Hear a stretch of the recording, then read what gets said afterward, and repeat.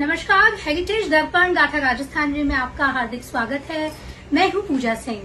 दर्शकों, आज हम बात करते हैं तवरावटी के तवरों के बारे में और खास करके वहां की राजधानी पाटन के बारे में। और सबसे मुख्य बात जो मैं आपको बताना चाहती हूं कि तवरों का वर्चस्व बढ़ाने वाले हमारे राजनेता जो कृषि मंत्री हैं नरेंद्र सिंह तोमर और उनके सुपुत्र देवेंद्र प्रताप सिंह तोमर, जो कि उन्हीं के पद चिन्हों पे जनता की सेवा में लगे हुए हैं, वो भी हमारे इसी समाज से ही ताल्लुक रखते हैं। चलिए बात करते हैं तवरों के इतिहास के बारे में। जितेंद्र सिंह जी हमारे साथ में। जितेंद्र सिंह जी, बताइए कि क्या इनका पाटन की राजधानी से संबंधित इतिहास रहा है? दिल्ली के सम्राट अनंगपाल की वंश परंपरा में राजधानी पाटन हरियाणा की सीमा से सटा हुआ राजस्थान का ऐतिहासिक स्थान है। सम्राट अनंगपाल के एक पुत्र सोमराज ने पाटन को राजधानी बनाया था। इस तंवर वंश की संतानें आसपास में फैलती गई। इनके नाम से ही तोरावाटी कहलाता है। पाटन के ऊंचे पहाड़ पर तंवरों का किला दूर से दिखाई देता है। इस किले पर 18 फीट लंबी तोप रखी हुई थी। उसमें 10 सेर बारूद एक गोले में काम आती थी। राजस्थान पत्रिका के आओ गांव चले में बिशन सिंह शेखावत जी ने लिखा था कि पाटन में सिंधिया के सेनापति डिबोइन ने 20 जून 1790 ईस्वी को जयपुर, जोधपुर तथा इस्माइल बेग की संयुक्त 55,000 सेना को परास्त किया था।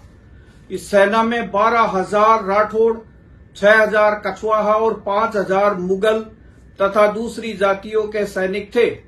ठाकुर नरेंद्र सिंह जोबनेर की पुस्तक में पाटन युद्ध के बारे में लिखा है कि इस युद्ध में मराठों ने 3 घंटे में 12,000 तोपों के गोले फेंके थे। युद्ध में सैकड़ों लोग मारे गए थे। मुगल काल में पाटन का सीधा संबंध दिल्ली से था। बिहार के मुंगेर के किले को तोड़कर पाटन के राव बलभद्र सिंह तंवर ने बड़ा नाम कमाया था। मुंगेर में उनकी छतरी भी है। बलभद्र सिंह के नाम पर जीण माता के पुजारी सबसे पहले उनका चढ़ावा प्राप्त करते थे। पाटन में बावड़ी कुएं केसरी सिंह के समय बने थे। आदिवासियों के लिए प्राण देने वाले बस्तर के महाराजा प्रवीण चंद्र भंजदेव ने पाटन की राजकुमारी से विवाह किया था। पाटन के चारों तरफ परकोटा था। शेखावत ने 33 साल पहले लिखा था, पाटन इलाके में तोमर वंश के राजपूतों का शासन रहा।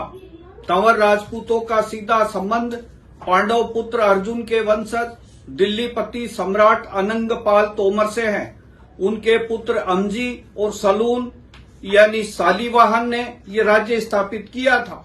सलून ने अचलगढ़ किले को जीता और सांखला राजपूतों के 32 गांवों पर कब्जा किया था।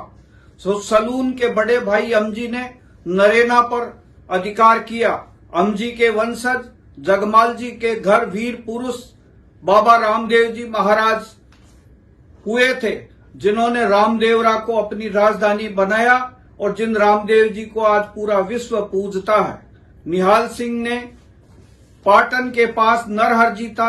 सन 1110 में राजा दोहता ने तोंदा को जीतकर अचलगढ़ में मिलाया। राजा जयरथ के शरीर पर घने बाल होने के कारण इनका नाम जटमल पड़ा। जाटू तोमर के वंशज हरियाणा के रोहतक, भिवानी, सिरसा, महेंद्रगढ़, गुड़गांव आदि 1440 गांवों में बसे हैं। इनके बड़े भाई हरमन जी ने धौलपुर के आसपास के इलाके में कब्जा किया था। सन 1135 में दोहता के बेटे पोपट राज तोमर ने पपूरना की नींव रखी थी। पीपल राज तोमर ने सन 1156 में पाटन के बाबू सांखला को व बिहार के भीम सांखला को हराया था। उन्होंने पाटन को राजधानी बनाया। पीपल राज के समकालीन दिल्ली में तोमर शासक मदन पाल राजा थे। पाटन के तोमर दिल्ली की ही शाखा थी। पाटन की गद्दी पर बैठे राणा आसल पृथ्वीराज चौहान के समकालीन थे। तराइन के युद्ध में आसल और पाटन के तोमरों ने भाग लिया था। राणा जगमाल के 8 बेटे हुए। राणा लूणकरण के 11 बेटे थे, जिनमें 8 जिंदा रहे, जिनके 8 थांबे शुरू हुए। राणा कंवल तोमर की पुत्री का विवाह आमेर नरेश उदयकरण के साथ हुआ था। राणा कंवल के पुत्र उदो, आसल जी, कैलोर जी, फत्तू जी की 4 खापें बटी।